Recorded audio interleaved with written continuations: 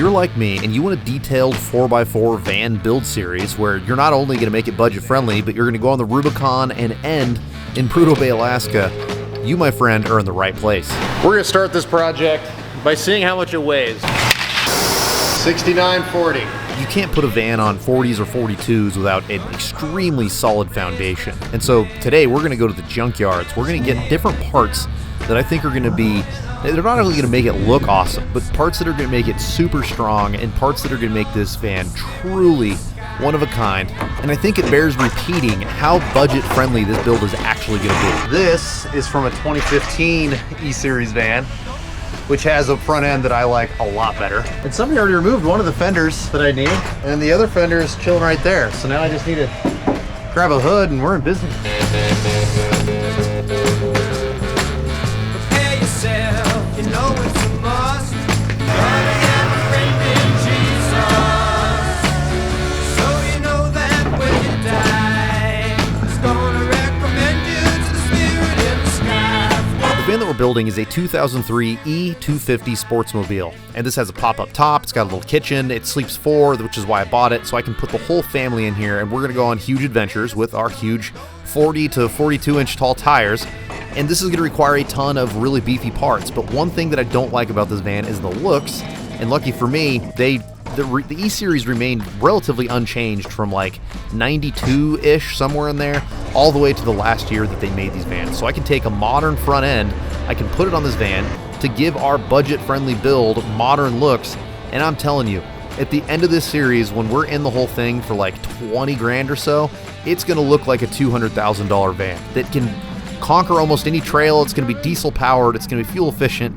This is going to be quite the unit, but it all starts with this first video, being able to farm the right parts, order all the right aftermarket accessories, and piece together something that is extremely strong. And before we can get started, I need to take this old pickup that we've been working on and make it a roller so we can get it into my barn and clear up space to get the van in my shop and taken apart.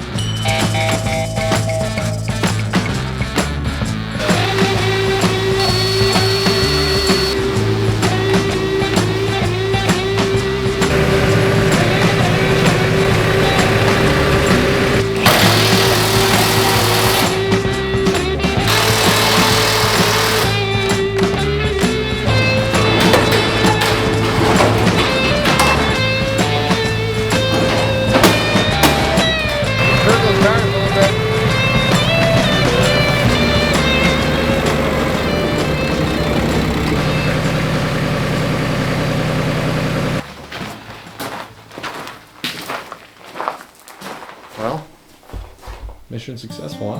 Well, you just watched took 5 days. I can't believe it. But we have a spot for a van now, and I have parts that we can build a van with. So I don't know how far we're gonna get in this video. Nick is on vacation. It's just me for the next 2 days, but I'm gonna just work super hard and see if we can at least slide some test 42s. I know I said I was gonna go 40s, but I have some 42s on hand. I want to get a bunch of stuff pulled off of the van. I want to get the new axles under the van, and I want to try to roll these 42s under there and see how much room do we have or don't we have. Believe it or not, I picked up this front axle for less than 400 bucks. I got it for $382 out the door at a local auto wrecking yard, which is a screaming deal if you're familiar with these at all. And there's huge upgrades with this axle. It's not just an upgrade in terms that we're going to be able to turn this van into a van that is capable of 4-wheel drive, but it's a huge upgrade for braking performance. Like, this has huge brakes, this has huge ball joints, this has huge hub bearings.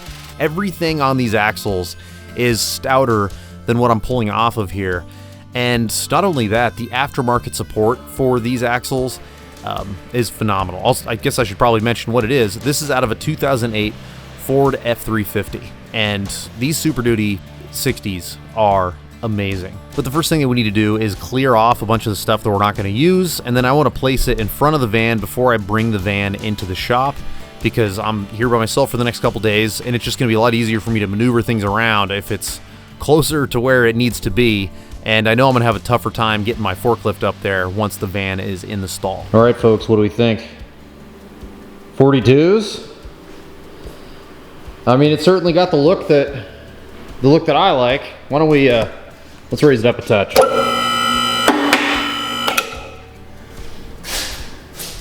That looks a little bit better.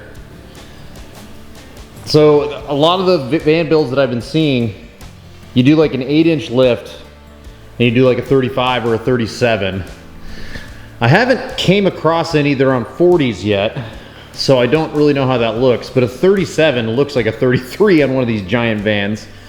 Plus, this is gonna be big and heavy. We need to be able to pick the lines that we can't take nasty bypasses with, you know, that lean you way over whenever we could drive straight and flat, but over a giant rock.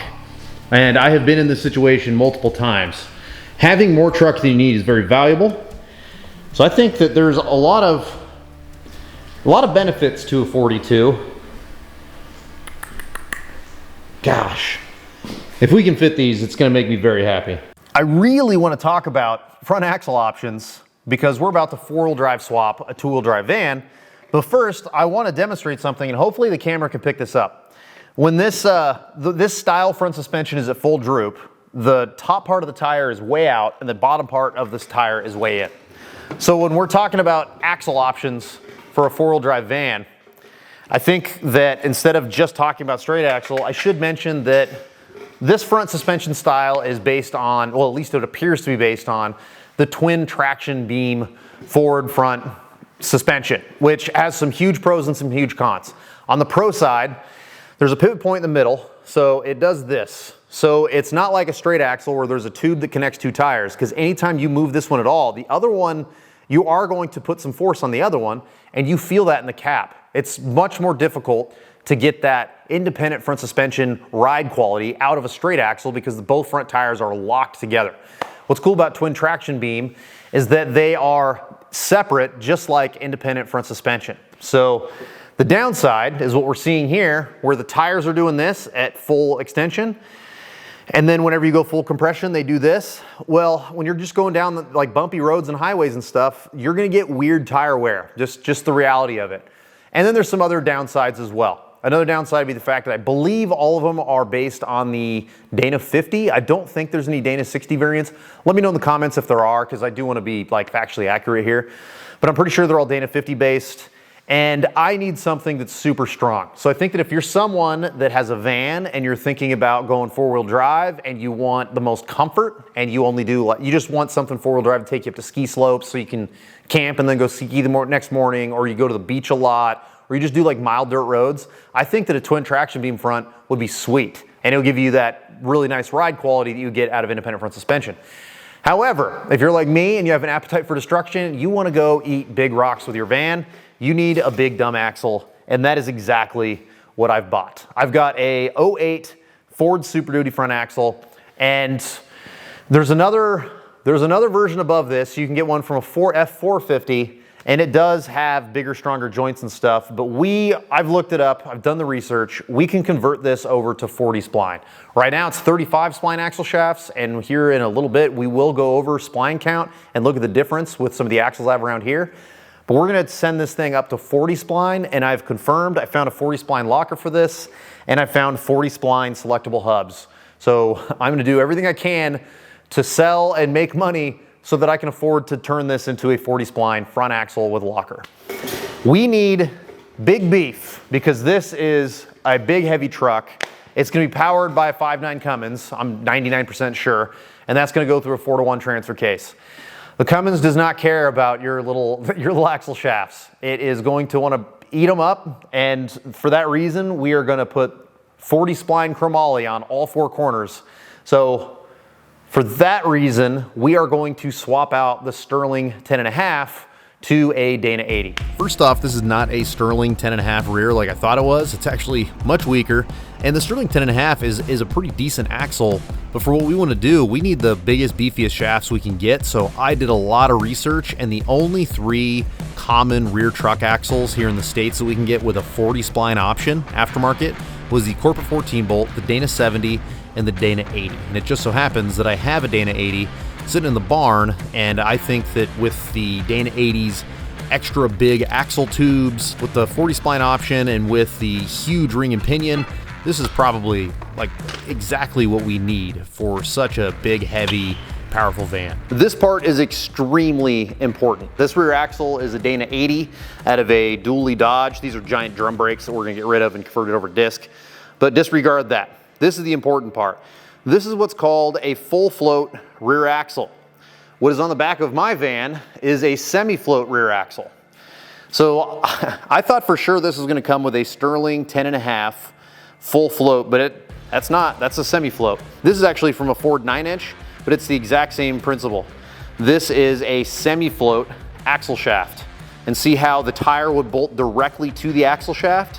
Whereas with a full float axle, the tire bolts to a hub that is a series of big giant bearings that actually holds the axle, or sorry, holds the tire to the axle with a hub. So by going to a bigger, beefier rear axle, not only is this a much stronger, much bigger ring and pinion, and not only is it a much taller, much stronger diameter axle tube, but it's also full float. Now on top of that, there's what's called spline count.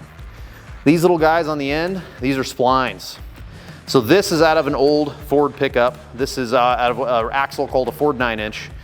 And this is a 31 spline axle shaft. When you go up to the Dana 80, you go to what's called a 35 spline. So as the spline count goes up to a higher number, the axle shaft gets thicker and thicker and thicker. What's nice about this rear axle is I found a company that makes a 40 spline. So even though this is 35 and it's pretty strong, we're gonna go 40 because we're going to really be maximizing all the pain and all the force you could possibly put a rear end through. When you look at this stock tire next to this giant 42, a few things become obvious. Not only is this gonna be a bigger, heavier tire, which is harder on our drivetrain, but it's also more rotational mass. It's more weight to get going. It's more weight to stop, all of that. For those reasons, we need to maximize our stopping system. We need to maximize our going system. Big 40 spline axle shafts are a must, in my opinion, in order to accomplish that.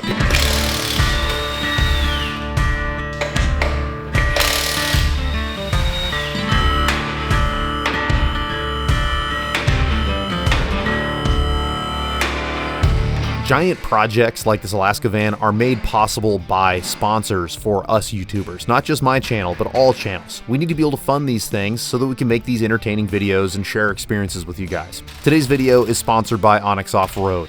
Normally when I talk about Onyx, I'm always talking about the money you can save by using the Elite membership, as far as like all the parts and pieces you buy for your build. But for this ad read, I want to talk about a new feature that I've been using all summer, and that is the dispersed camping layer. I almost exclusively dispersed camp, meaning that I just find places to camp off the side of public land because I don't like going to big campgrounds and stuff like that and having lots of neighbors. Well, with the dispersed camping layer that just went live like within the last month or two, it makes it extremely easy to know where to camp by just highlighting that layer, and I have been seriously using it all summer. It's been much easier to figure out where to camp with confidence, to know that I am aware of all the legalities of that area. Onyx has already done the homework for us and makes it very easy to read the map and figure out where to go. If you're interested in Onyx Off-Road and you want to save some additional money on your membership, use our coupon code or scan this barcode that's on your screen right now. Now, as you can see, I've got my K-Truck here as like a mobile dumpster. This has been one of the most valuable tools on my property. Now, I do use the tractor quite a bit. That is also a very valuable tool on this property, but I tell you what, being able to get parts, being able to do dump runs, being able to get soil for our greenhouse, this little K-Truck has been so valuable for everything that I do around here. And as you're seeing right now, I use it constantly. And for something like this, it's amazing. I can go straight to this tiny truck with all these parts and pieces, and in some instances, literally park it underneath another truck to harvest the organs to then take to the recycler.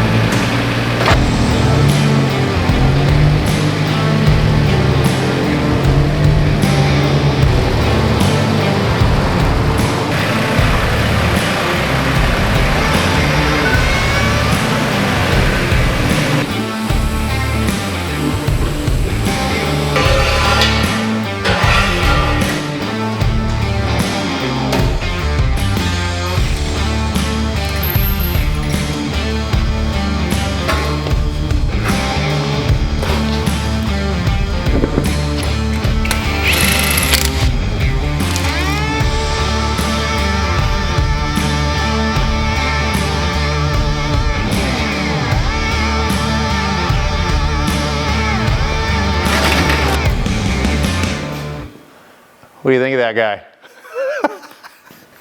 It's so big.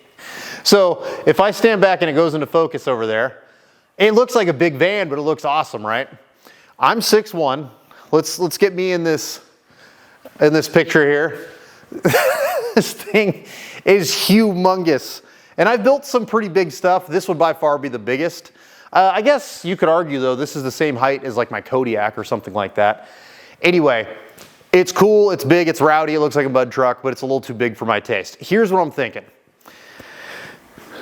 I have 42s that needed to be mounted. I mounted them, it's the right bolt pattern. So I was like, you know what, let's just size it up with 42s, see what happens.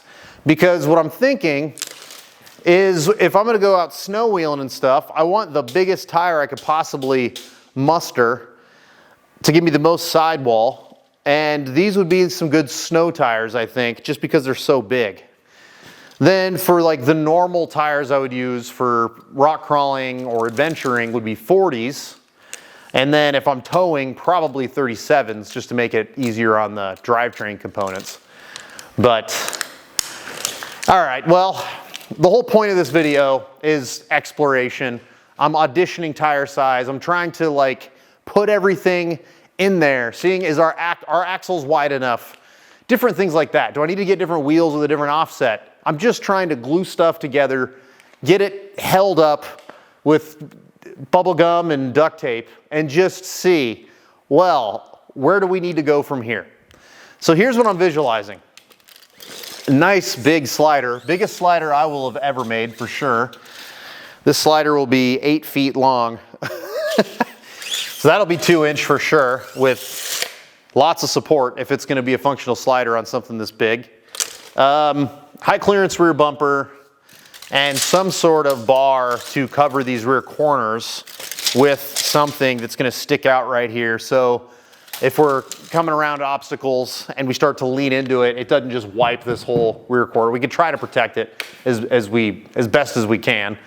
And then the front, of course, high clearance bumper. We'll have that new front end that I just picked up that I think is gonna look really slick. We'll pull all the dents and dings, we'll wrap it, make it look super good. But before we can realize those dreams, we need to start cutting. What do you think? I think we should start cutting now.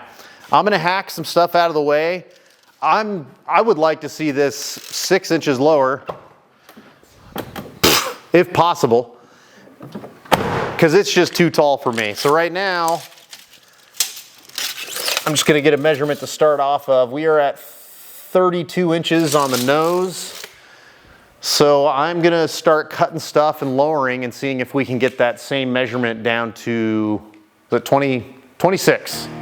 This picture is the AI rendering from the last video, the launch video about this series, and as you can see, it is roughly the same size as to what we're going for. I didn't know that I was gonna consider 42s, but when you look at the dimensions of this van, they're extremely similar to the dimensions of the van that we're looking at now. And the AI van is huge, but awesome.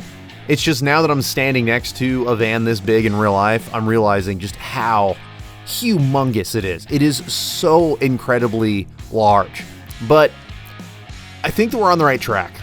I'm going to try to size everything for the 42s. We might end up just going 40s and not messing with 42s at all, but I have them. They're under here. Let's see if we can squeeze them in and make them fit, because I do really like the AI rendering of this, and if I could stick somewhat close to it, honestly, even this front bumper, we might build a front bumper extremely similar to this, because I think that AI did a great job designing a bumper in a style that I like. So I decided not to chop too much right now because there's a number of reasons why. We'll go over here in a minute. What? That was really awesome. Yeah, what do you think? You into it? Yeah, that was cool. But it might be hard to get into. You think it'd be hard to get into? Me. I bet it will be. Come check this out. Look how high that seat is. This. See, you can get in there, no problem. Well, I think this is a pretty good height. What do you think? Is it too tall? I actually think it's pretty good. You think it's pretty good? Well, But Cassie might have some trouble staying up here. well, Cassidy grows taller every day. So before you know it, she'll be huge. All right, you're worrying with me your bare feet in my shop, dude. It's still huge, but we did drop it about 3 inches. I'm getting more used to it. It's grown on me quite a bit, actually. I think by the time we put sliders on there, it won't look quite as huge. It's huge. It's huge. But check it out. I think this is a pretty good amount of wheel well room.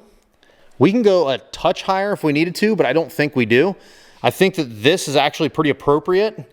We just need to cut out this way, which is going to be easy. So what we'll do, I'm not going to do it right now because there's 2 different methods that I'm debating between in order to make sure that this looks factory whenever we're all done. If you watched my Tacoma build, you saw where I chopped the factory fenders and made them look very factory, but they fit a 40. I'd like to do that with this, but with 42s. The rear is going to be easy, and if I keep it at this height, so we're at 29 inches now, we lost 3 inches. If we keep it this height, I think that that's pretty appropriate once we round that out to fit the 42. The front, we're going to push forward. I pushed it forward once I lost the bumper. I want to trim this to be 42-inch tire shaped. And we actually have more back here to give than I thought we did. We're going to be able to cut this all the way to the seam of this door if we need to. That is not going to be a problem. This actually isn't going to be that big of a deal. However, I was about to start cutting and I realized, hey, these fenders and this front end, like this might be worth something to somebody. So I'm probably going to throw this up on Marketplace and try to get some of my money back to pay for the new front end. There's no point in me putting any work and cutting up fenders that I'm not even going to use. So I don't want to get the cart before the horse. The whole purpose of this video was to see how everything fits. I did find another problem right there. So we're not touching it yet, but we're really close. If I can't trim this, which it looks like I very easily could, we might have to build a new cross member under the motor, but that's no problem. We might have to do that with the Cummins anyway. So there's a lot of things that I need to start ordering. I've already got a ton of stuff ordered and a ton of stuff here for the diesel swap, which is awesome. And we've got a bunch of suspension parts that are here and even more that are on the way. But I think I'm going to table this thing. Before we go, I need your help real quick. Will you vote what you think the name of this needs to be? We're going to count up. We're going to tally the votes in the comment section, and then you guys are going to name this van. The reality is you can't come up with a fully original van name. Everyone's used up every name by this point. I just want to let you guys vote. I thought that Van Diesel is really good. I know there's some other Van Diesels out there. Vanny DeVito still I love, but I'm going to put a list of like the most popular names on the screen right now from the last video. We'll do like 6 of them. Choose which one of those 6 is your favorite. Help me name this van. And then in the next episode, we're going to get way farther along in the van because we're going to have a lot of parts here, and I'm very excited. Nick's going to come back from his vacation, and we're going to get a whole bunch of progress done on this thing. Thank you so much for watching. We'll see you on the next one.